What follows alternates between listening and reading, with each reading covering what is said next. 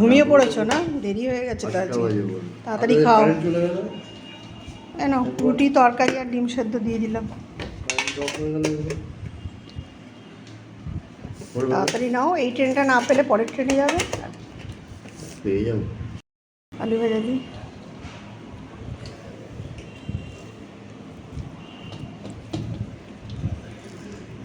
ডাল দেবো আর দেবো আলু ভাজা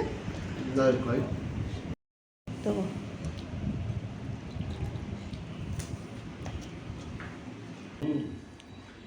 অনেকটা দেরি হয়ে গেছে গো আজকে।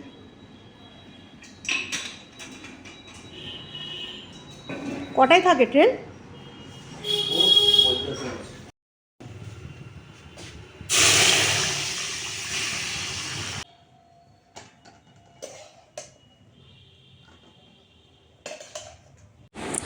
আজকে সকালে দেখলাম শাশুড়ি মা কুমড়ো আলু পটল দিয়ে তরকারি করতে দিয়েছে। তো আমি প্রথমেই তো কুমড়ো আর পটলটা ভেজে নিলাম, ভাত বসিয়ে দিলাম, আটাও মেখে রাখলাম, যেমন রোজ সকালে আগে করি সেই আগের কাজগুলো করার পর দেখো তরকারিটা বসাবো বলে আমি টমেটোটাও কেটে নিচ্ছি।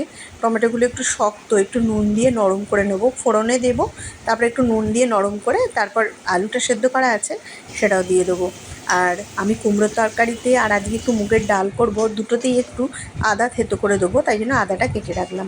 কুমড়ো আর পটলটা ভাজা হয়ে গেছে, এবার এটা ফোড়ন দিয়ে তেজপাতা, 5 ফোড়ন দিয়ে আবার টমেটোটা দিয়ে দিলাম, একটা শুকনো লঙ্কাও ফোড়নে দিয়েছিলাম।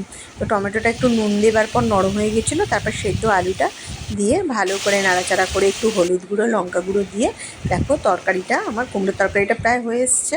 আর এদিকে আমি মুগের ডালটাও বসিয়ে দেবো, মুগের ডাল হবে আজকে।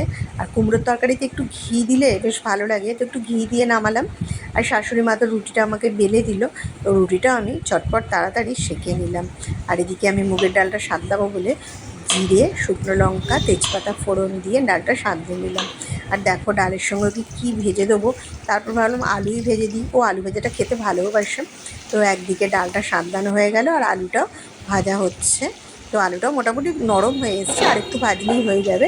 আর ডালটাও আমি নামিয়ে দিলাম, ডালের মধ্যেও একটু আদা থেতো করে দিয়েছিলাম আর একটু ঘি দিয়েছিলাম।